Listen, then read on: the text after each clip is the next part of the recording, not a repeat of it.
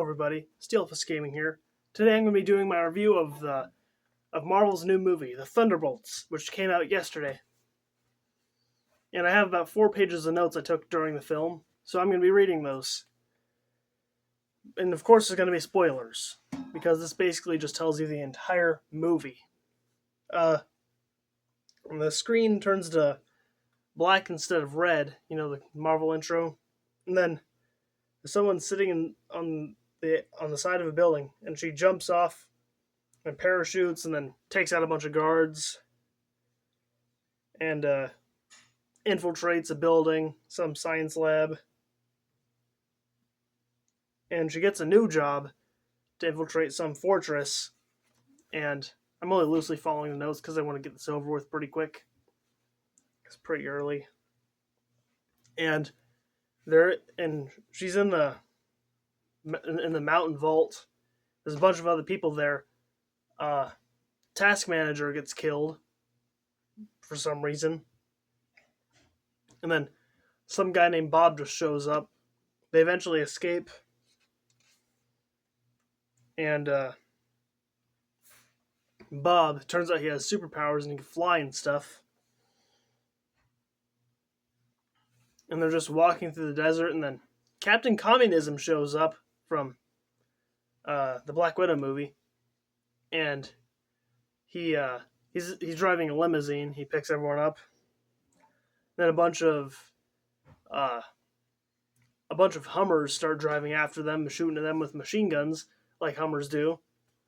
And then who comes along but the Winter Soldier, and he explodes the Hummers, and he captures everyone because he's going to use them as evidence to impeach the CIA director, because she's the one who started the Sentry Project, which is how Bob has superpowers.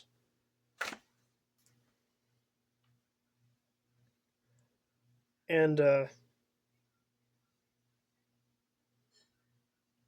let's see what happens. And Bob, he boils a glass of water using his mind. That's pretty cool. And the Winter Soldier, Captain Communism, and the 3 other assassins, I think Ghost from Ant-Man Quantumania is there too. They all crash a van through the Avengers Tower, which has been commandeered by the CIA director, and they beat up a bunch of guards.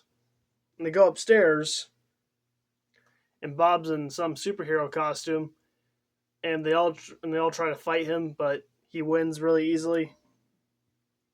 And he betrays the CIA director, and she has a kill switch that she just clicks and Bob dies. And everyone goes outside, and they look up. Somehow Bob's still alive, but he's just like a shadow, sort of. And he just starts turning a bunch of people to dust. And then once everyone's turned to dust, they go into some weird alternate dimension thing.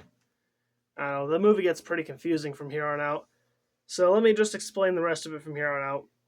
Blah, blah, blah. There's a good and bad side of Bob. Power of friendship. The good guys win. Yay. Now, let me explain what I think this is going to do for the Marvel Cinematic Universe.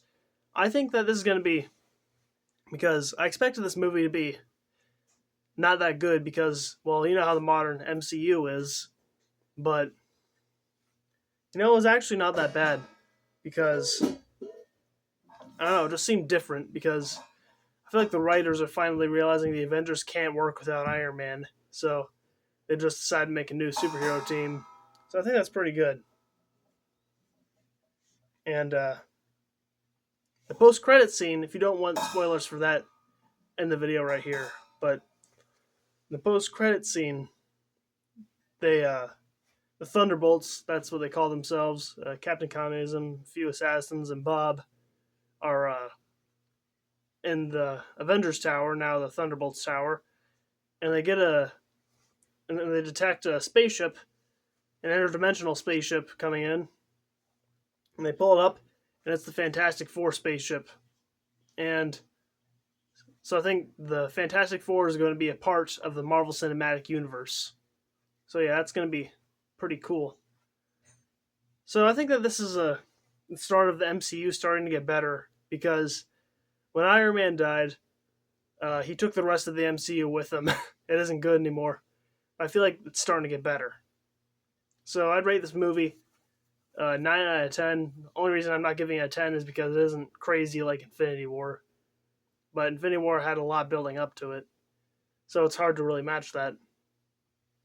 Well, that's all I have to say about that. Steelfist Gaming, signing out.